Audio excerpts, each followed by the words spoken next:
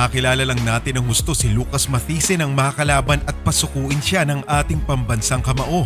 Pero ang hindi alam ng karamihan, isa si Matthysse sa mga boksingerong may mabigat na suntok. At sa videong ito mga parekoiz, sisilipin natin ang top 5 knockout sa boxing career ng Argentinian boxer. Magandang araw mga boxing fans at welcome back sa Sports Manda. Kung bago ka pa lang sa aking channel, i-click mo ng subscribe button at ang notification bell para updated ka sa mga video uploads ng inyong lingkod. Nag-anunsiyo sa pagreretiro ang boksingerong tinaguriang Maquina na si Lucas Martin Matthysse. Makaraan lang ang 2 linggo matapos malasap ang malagim na 7th round TKO loss sa ating pambansang kamao, Manny Pacquiao. Sa mahigit na 14 na taon sa larangan ng boxing, nagtala si Matthysse ng pambihirang career record na 39 victories with 36 wins coming by way of knockout at meron ding 5 talo. Sasariwain natin ngayon ang malulupit na top 5 career stoppage wins ni Lucas Matthysse. September 6, 2014 sa US Bank Arena in Cincinnati, Ohio, hinarap ni Matthysse ang undefeated WBC silver lightweight champ Roberto Ortiz. Si Matthysse noon ay may ring record na 35 wins with 33 knockouts, may 3 talo at 1 no decision. Samantalang si Roberto Ortiz naman ay may kartadang 31 wins with 24 knockouts and 1 draw.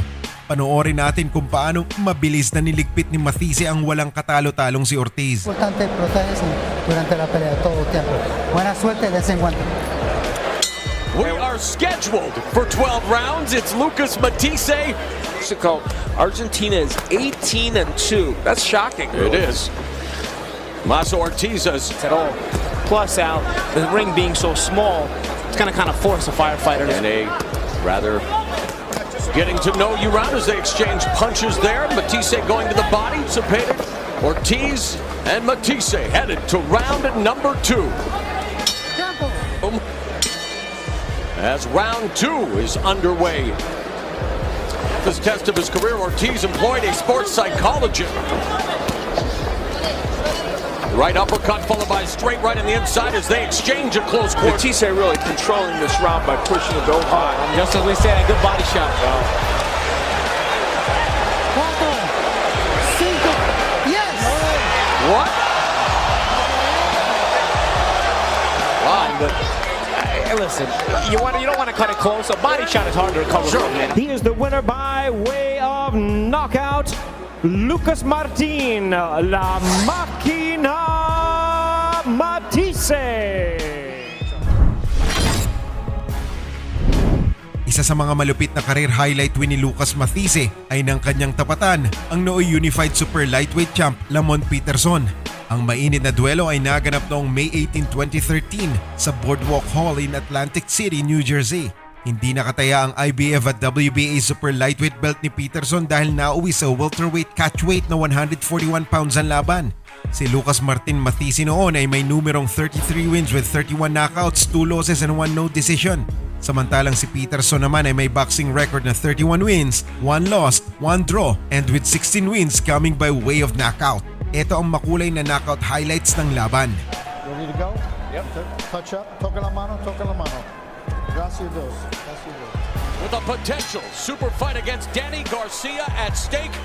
No titles on the line in this one. It's all about pride. Former world champion Matthysse, after the losses, saying He's been successful with that style. and he had an 11th pro round for Peterson is in the books. On Showtime Championship Boxing as round 2 gets underway. Of course, Peterson with the reach advantage wants to win in the second round. Straight right hand there. The jab sticks by Matthysse. Jab. And there he trips.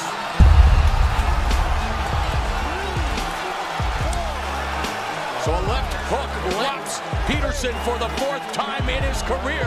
Putting the pressure on Lamont Peterson as we go to round 3. In round 2, we begin round 3. Last round. That knockdown, here comes Matthysse battling away on the inside. That knockdown was the 22nd. The power punches throughout this fight. It's Matthysse with a huge advantage. Yeah, and his punches are so much more damaging. Oh, down goes Peterson on the counter. Wow, what a punch.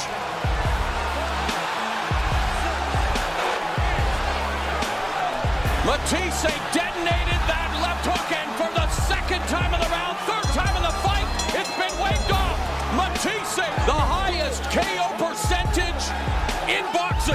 the winner by way of technical knockout, Lucas Martin Matthysse. Argentina! June 23, 2012 sa Staples Centers in LA, California.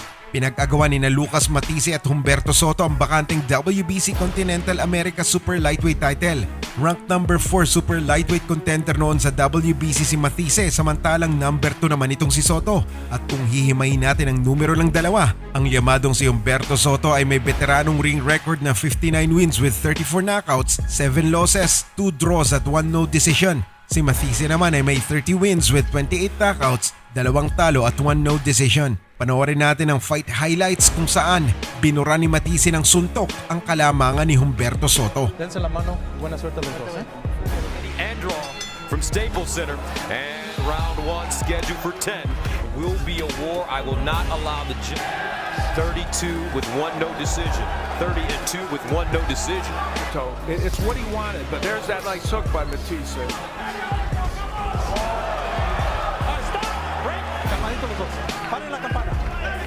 And he had a chance to step in the ring with next. Well, you know, I think the winner of the Danny Garcia for that title, but not exactly because Early. Now Soto. But Soto wheeled off those ropes and got his distance, and now he is with. Matthysse has been aggressive. Nice lead right hand. Connecting for Matthysse. Using the free hand inside. And the end of round 2. It's the 10th of this fight, right at the end of the round. This is the 3rd round scheduled for 10 in the Super. Soto from Mexico, Matthysse from Argentina. Straight right hand in the midsection. Backs up Soto. And Matthysse, another right hand. Hook by Matthysse, grazing. Wow. Oh, man. Straight right hand connecting Matthysse. Here we go. In LA. Right hand, left is remaining in the 3rd. And they are dancing in LA. You gotta love this. Now. And you just wonder, when there are arguments in the Matthysse family, it could be a broken glass everywhere. Matthysse. You're right. They're pronating their punches. They're getting power in. Jab. Left hook by Matthysse gets through. And then a 12. Oh, Soto stumbling. Soto's been in a lot of big fights and a lot of wars. Soto still busy.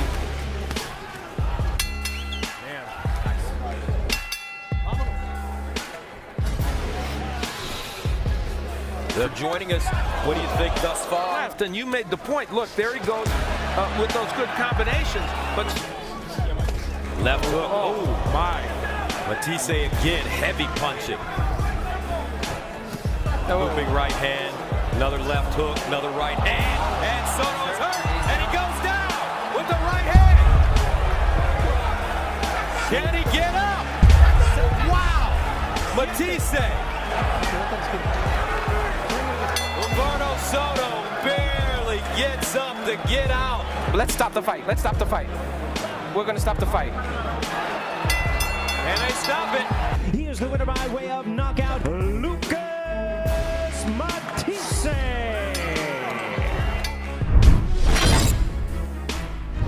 Matapos ang 19-month layoff after suffering a knockout loss kay Victor Postol para sa WBC Super Lightweight title, umakyat na sa welterweight division si Lucas Martin Matthysse at agad na lumaban sa bakanting WBA Intercontinental at WBO International welterweight belts. Ang kanyang nakatapat ay ang binansagang transformer na si Emmanuel Taylor. Ang duelo ay naganap sa T-Mobile Arena sa Las Vegas, Nevada noong May 6, 2017. Ang nooy 26 anyos na si Taylor ay may kartadang 20 wins with 40 knockouts at 4 na talo. Si Matthysse naman ay may ring record na 37 wins with 34 knockouts at 4 na talo. Balikan natin kung paanong pinagulong nila Maquina si Transformer. Rounds. Obey my commands. Good luck. Touch gloves. Thank you. I'm ready. Gong sesiyle birlikte karşılaşma başladı. Sağlı sollu kroşelerde.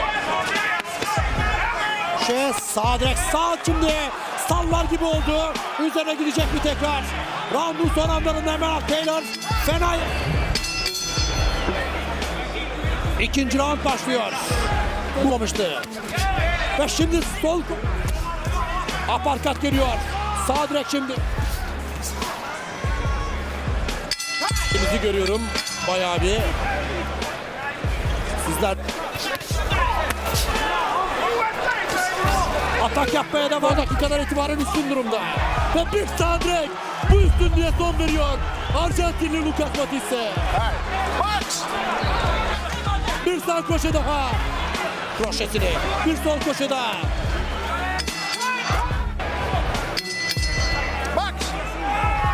Ve 4. round. Sol koşu tekrar. Sağ koşu, sol koşu. Aparkat sağ direk. Diğer taraftan omuzuyla aldı önüne. O geldi. Adrian Broner buna benzer bir aparkatla.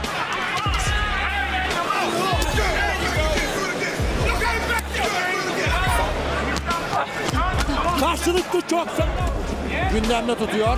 Ve şimdi öyle bir yumrukla başladı. Enteresan bir yumruk. Emin misin devam etmekte diyor. Hayır. The winner by knockout victory, la Maquina de Argentina, Lucas Matthysse. After ng impressive 5th round TKO victory sa kanyang welterweight debut, sinuwerting muli si Lucas Matthysse na mabigyan ng oportunidad na lumaban sa bakanteng WBO World Welterweight title kontra sa hard-hitting at undefeated fighter mula sa Thailand na si Tewa Kiram. Ang championship bout ay nangyari noong January 27, 2018 sa Forum in Inglewood, California. US debut noon ng 25 anyos na si Tewa Kiram at may ring record na 38 wins with 28 knockouts. Si Matthysse naman na mas matanda ng 10 taon ay may binabanderang 38 wins with 35 knockouts, 4 losses at 1 no contest. Sabay-sabay nating panoorin mga tol ang delayed reaction knockout victory ni Lucas the Machine Matthysse. On the back of the head. Good luck to both of you. Back to your corner.